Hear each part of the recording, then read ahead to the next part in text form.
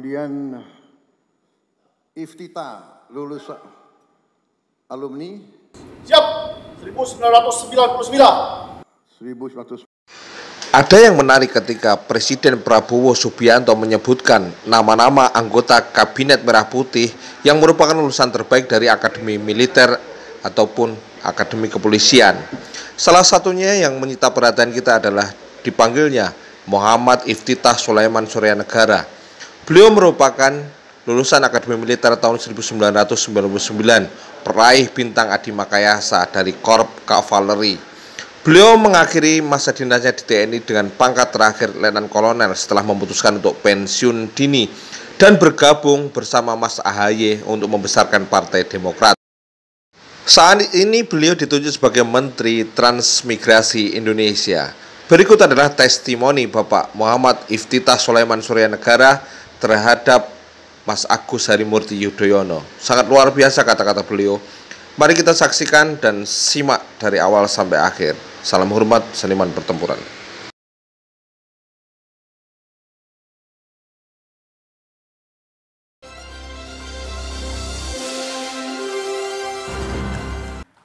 Bismillahirrahmanirrahim. Hadirin yang berbahagia, 25 tahun lalu, melalui Dwi Fungsi ABRI, TNI menguasai posisi strategis.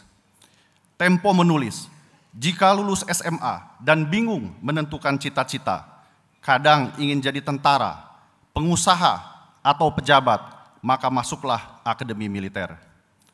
Lulus Akmil, Anda bisa meraih semua cita-cita itu. Masuk Akmil, ternyata tak seenak yang diduga. Kami kurang tidur. Setiap trompet istirahat malam berbunyi, hati kami ciut. Penanda kami harus segera menghadap senior. Batin kami lebih baik kami ketemu hantu. Senior berkata, kalau soal perpeloncoan dek, kita boleh bangga sama mahasiswa. Sebab di akademi ini, ya 3,5 tahun inilah lamanya perpeloncoan. Meski begitu, kehadiran kakak asuh bagaikan oase di gurun Sahara. Adek asuh, ada yang sakit. Suara itu seperti musik di telinga kami. Kehidupan ini berlaku untuk semua taruna, termasuk anak-anak jenderal. Hari itu Kamis Legi, 21 Mei 1998, pukul 2 dini hari. Berpakaian piyama, saya duduk di ruang belajar, flat taruna tingkat 2. Kopral Taruna Agus melintas, berseragam loreng, ia sedang dinas piket. Saya memanggilnya, ia berlari dan menghadap. Siap Sersan Taruna, katanya. Itulah pertemuan pertama saya dengan sosok Agus Harimurti Yudhoyono atau AHY. Entah takdir atau chemistry apa yang membuat kami duduk bersama. Kemudian kami berdiskusi tentang TNI dan negara. Saya berkata, zaman sudah berubah. AHY menulis pandangannya 15 tahun kemudian di harian Kompas. Saya kutip dari TNI hebat, negara kuat. Bagi kami yang masuk Akmil di era Orde Baru, saat kekuatan tentara begitu luar biasa, sungguh tak menyangka kelak TNI dihujat oleh rakyatnya sendiri. Pagi harinya, pelajaran kelas ditiadakan. Taruna berkumpul di depan televisi. Situasi mencekam. Tepat pukul 9 pagi, Presiden Soeharto menyatakan berhenti dari jabatannya. Taruna terdiam. Sunyi, tatapan mereka kosong. Kontras dengan mahasiswa di Jakarta yang bersorak-sorai kegirangan. Hari itu, zaman memang berubah. Akmil pun didemo mahasiswa. Mulai dari tuntutan pembubaran Akmil hingga memotong generasi taruna seperti di West Point, Akademi Militer Amerika. Tapi kami memilih jalan yang lain, reformasi internal. Dimulai dari perbaikan kehidupan taruna. Dulu pejabat resimen Korps semacam BEM dikooptasi 100% oleh taruna tingkat 3. Kami ubah 25% tingkat 3, 75% tingkat 2. Inilah bentuk kolaborasi. AHY ada di dalamnya. Tingkat 2, ia menjabat Wakil Komandan Batalion 1. Di tingkat 3, AHY menduduki jabatan puncak Komandan Resimen Korps. Di akhir pendidikan, AHY lulus terbaik dan meraih bintang Adi Makayasa. Akhir 2006, kami bergabung kontingen Garuda pertama di Libanon. Pos saya di Bukit Sheikh Abad. Di depannya ada pos Israel dan sebuah makam.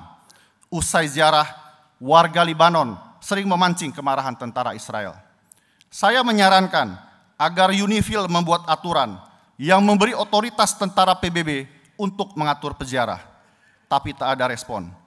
Awal 2007 datang seorang peziarah, mengorek-ngorek tanah seolah menanam ranjau. Israel membunyikan alarm, tank Merkava keluar dari sarangnya. Prajurit kita baru selesai sholat Jumat, berhamburan keluar ruangan. Ada juga yang masih sarungan. Dalam hitungan menit, warga Libanon diculik Israel. Panglima UNIFIL marah. Ada ancaman memulangkan pasukan TNI. Para perwira pun cemas. Lalu AHY tampil memimpin diskusi. Saya mengingatkan lagi soal perkiraan intelijen yang memuat saran saya itu. Kami akhirnya meneruskan saran itu ke UNIFIL. Ternyata UNIFIL juga baru sadar aturan di makam itu memang tidak ada.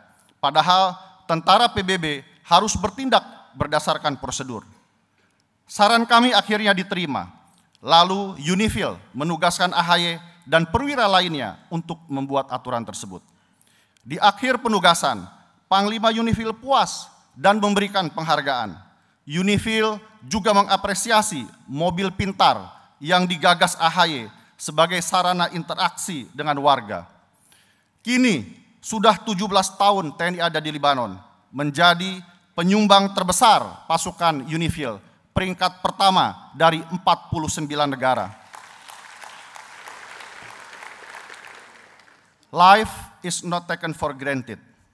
Dulu kita pakai Nokia dan BBM, lalu memudar karena tak lagi relevan. Diganti iPhone dan Samsung. Banyak negara mulai memakai tentara bayaran, juga mengganti pesawat dengan drone. Zaman makin pragmatis, hitungannya uang, makin murah, makin menjadi pilihan. Itulah tantangan kami, membuat TNI tetap relevan dengan perkembangan zaman.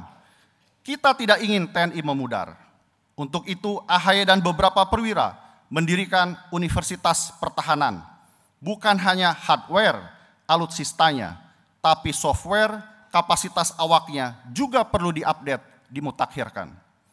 AHY terlibat dalam modernisasi TNI, baik peralatan maupun doktrin tempur, mulai merancang organisasi Kogab-Wilhan dan batalion gabungan, hingga seragam Loreng Kostrad. Karena prestasinya, pimpinan mempromosikan AHY untuk pendidikan Sesko mendahului teman seangkatannya. Tapi AHY setia kawan, ia minta diperlakukan sama dan tidak diistimewakan. Tahun 2012, hasil psikologi Angkatan Darat menjadi game changer. AHY disarankan untuk menurunkan standar atau menambah kegiatan di luar TNI. AHY memilih yang kedua, ia ingin memberi manfaat pada masyarakat. Maka seizin pimpinan, AHY turun ke kampus dengan visi Indonesia Emas 2045. Tahun 2012 dan 2013, AHY diakui sebagai The Young Future Leader oleh Australia, Singapura, dan Korea Selatan. Bahkan ia diangkat sebagai warga kehormatan Komando Pasukan Khusus Korea Selatan 707.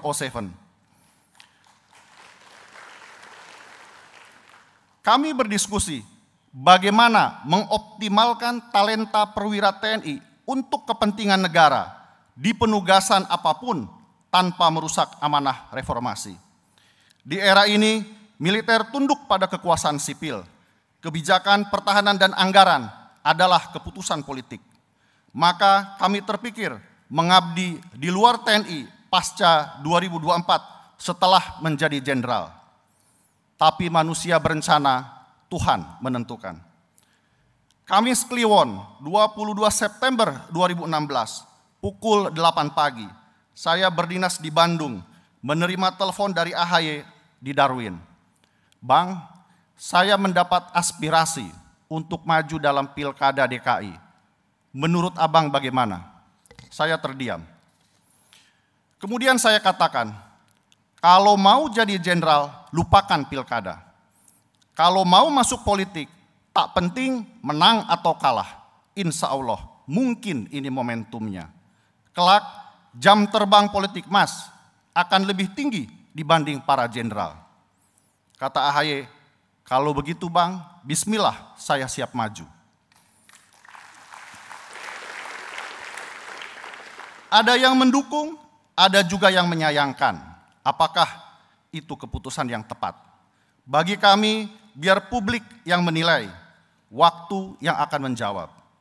Menurut Charles Darwin, yang survive bukan yang kuat atau pintar, tetapi yang paling responsif terhadap perubahan. Itulah cara AHY beradaptasi. Apalagi AHY menerima kekalahannya dengan lapang dada. Kata AHY, sejak kecil saya selalu juara. Ini cara Tuhan supaya saya tidak sombong.